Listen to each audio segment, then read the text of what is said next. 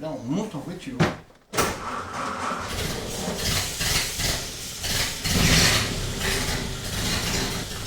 Reportage. TVRGV.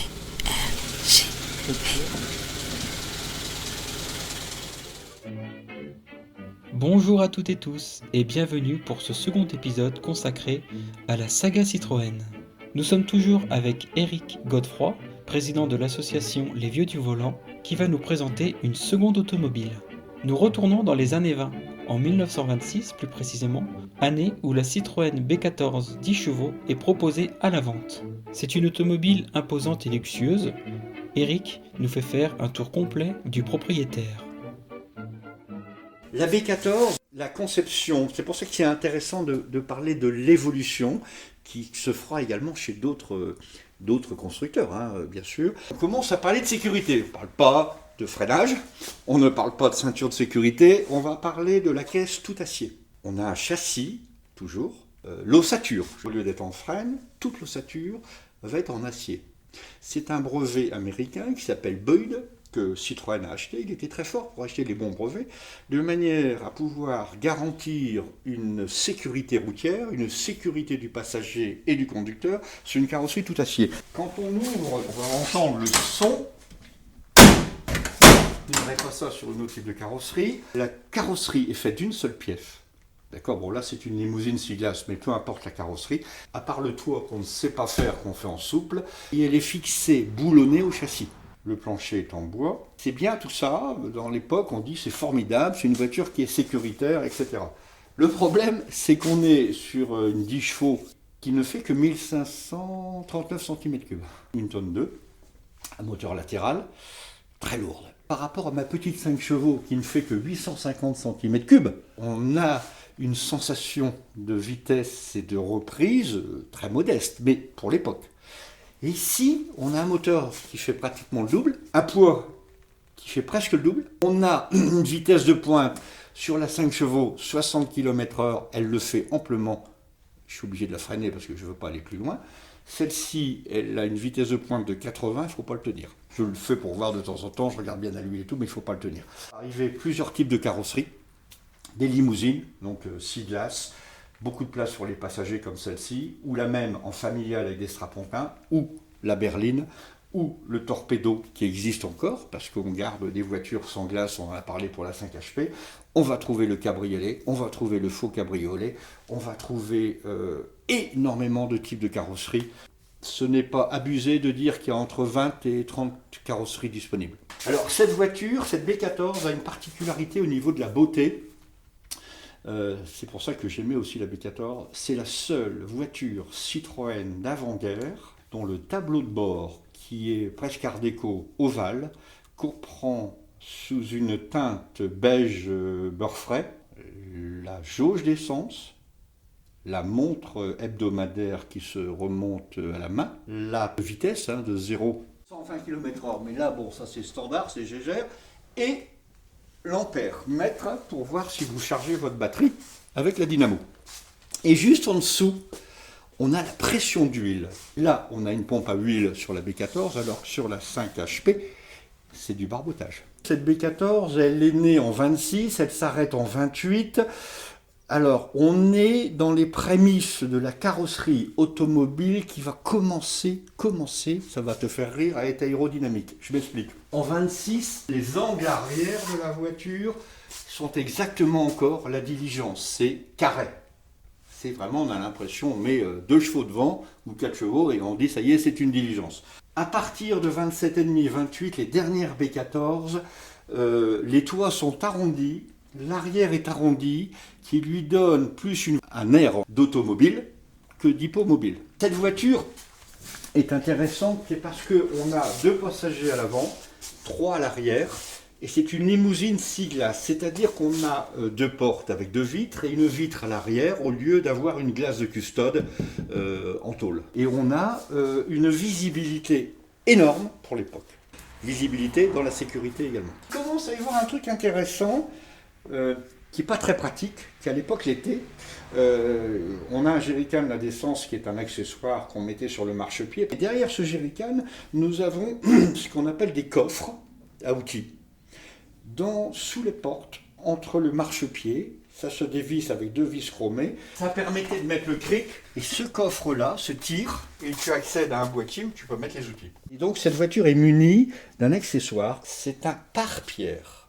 On a un radiateur qui couvre donc le radiateur en cuivre, on est bien d'accord, les ailettes, d'accord, et la calandre qui vient dessus. La calandre qui permet après de poser le bouchon de radiateur et de donner l'allure de la voiture. Et la signature du constructeur comme Citroën avec le chevron.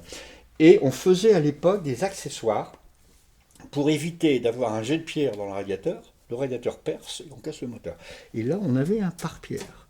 Alors on a encore sur ces voitures une finition, c'est une luxe, les boiseries. Tout est en ferraille, sauf les encadrements des 4 portes et la planche de bord au-dessus. Là on est sur de la loupe d'orme, je crois que c'est de l'orme. L'orme on connaît.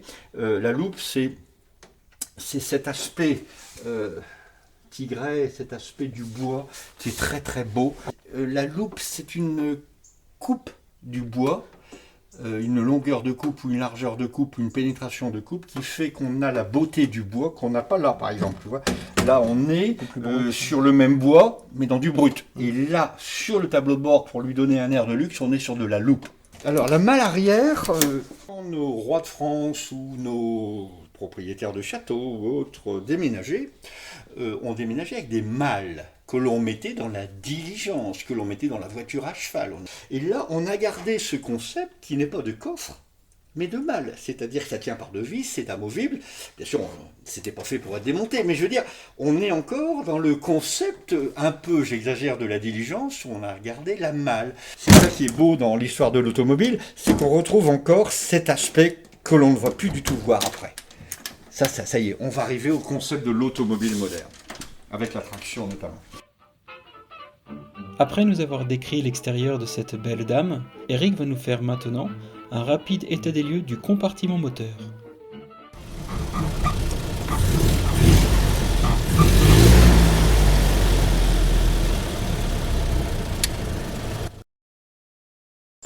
Comme beaucoup de voitures des années 30, pas de pompe à essence, d'accord, on est en gravité.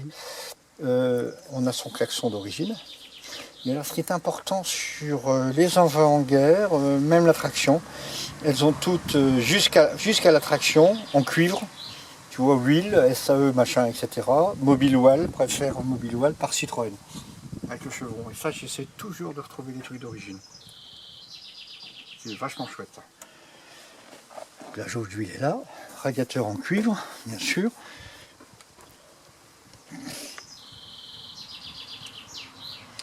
Là, on est sur un 4 cylindres. Tu vas voir, c'est un veau, mais c'est une voiture qui a eu une très très belle réputation chez Citroën, puisque de mémoire, j'ai peur de dire des bêtises, 122 ou 130 000 exemplaires, tout confondu, toute carrosserie confondue de B14, c'était un succès. Et à partir de 27, Citroën est devenu le 2e constructeur européen ou mondial? Européen, oui. Grâce à la B14. Il a supplanté Renault et tout. Alors toujours les bougies de secours. Bon, ça m'amuse. Ces antiquités sont délicates, et pour bien rouler et conserver le plus longtemps possible leur mécanique, voici de nouveau quelques conseils de collectionneurs. Par exemple, tout le monde me dit, mais comment vous faites pour l'essence? Ah, oui. Personnellement, je ne conseille pas le 95, encore moins le 10, parce que là, vous risquez de casser le moteur. Le 98, je parle du sans-plomb, parce qu'on n'a plus le choix maintenant, et celui qui est à peu près le mieux adapté dans la gamme qu'on nous propose. Les autres, à exclure. Par contre, ce mécanique-là avait besoin, pour les sièges de soupape et les soupapes, d'une essence grasse, qui était plombée à l'époque, il y avait du plomb. On ne peut plus aujourd'hui, donc on remplace par des additifs. Je mets toujours de l'additif de manière à me sécuriser. Sachant que ces essences ne valent rien, elles consomment beaucoup plus qu'avant et elles sont très mauvaises pour ces voitures d'avant-guerre. On n'a pas le choix, la meilleure des moins bonnes, c'est la Samplon 98. Alors je mets de l'huile, tout le monde va dire il est fou, de l'huile de temps 100% synthèse. Quand elle est 100% synthèse, c'est qu'elle est brûlée. Alors à quoi sert l'huile? Est-ce que c'est l'effet placebo? Disons que je mets très peu d'huile, pas trop, parce que là je vais encrasser complètement le moteur, mais ça permettrait d'aider l'additif à lubrifier mes soupapes. Alors je ne le mets pas à chaque fois, je mets de l'additif à chaque fois, de temps en temps je mets un petit chouïa. La dose, personne ne le sait. J'ai des copains comme moi qui mettent un peu du truc, alors il y a des fois c'est vas-y que je te pousse, c'est une cuillère à café, il y a des fois c'est une cuillère à la soupe, il y a des fois c'est 2. Dans la mesure où on n'en abuse pas, et que c'est mélangé à 25, 30, 40 litres, c'est pas ça qui va tuer la propreté.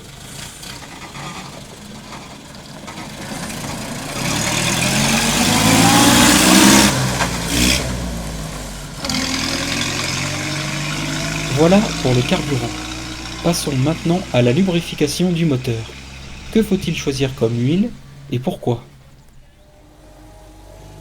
Ce que je fais, alors là c'est l'apprenti sorcier parce que les vieux essayent de se dire qu'est-ce qu'on peut faire pour nos moteurs, pour les préserver.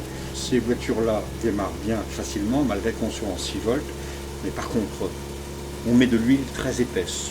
Pourquoi on met de l'huile épaisse? On met de l'huile très épaisse contrairement aux huiles de maintenant. Aujourd'hui, quand vous fabriquez des voitures récentes, c'est au micron près. Donc ce qui veut dire que vous mettez une huile très très liquide, elle va lubrifier. Ici, il y a un jeu catastrophique.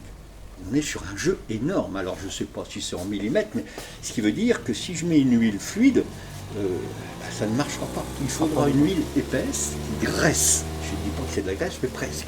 Le gros problème, si vous accélérez comme un malade, l'huile épaisse, moi j'ai la chance d'avoir un garage sous la maison, donc le moteur est à température constante. Vous mettez votre voiture dans un garage dehors, il fait -5 dehors. Votre moteur est à -1, -2, vous accélérez comme un malade. L'huile est en mayonnaise, elle n'huile pas, c'est de l'huile épaisse. Donc, qu'est-ce qu'on fait? On donne d'abord 4-5 coups de manivelle pour dégripper un peu le moteur avant de tirer sur le démarreur, quand elle couche dans un garage dehors. Et on va démarrer tout doucement.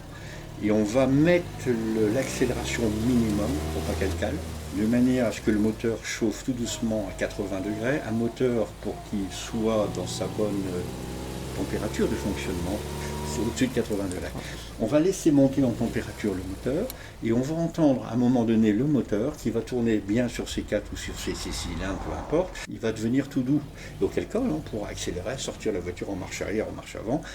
Et on va passer les vitesses tout doucement et on va, dès qu'elle est chaude, on pourra assumer la vitesse. Alors, la vitesse, à quelle allure on roule à la vitesse où on peut s'arrêter.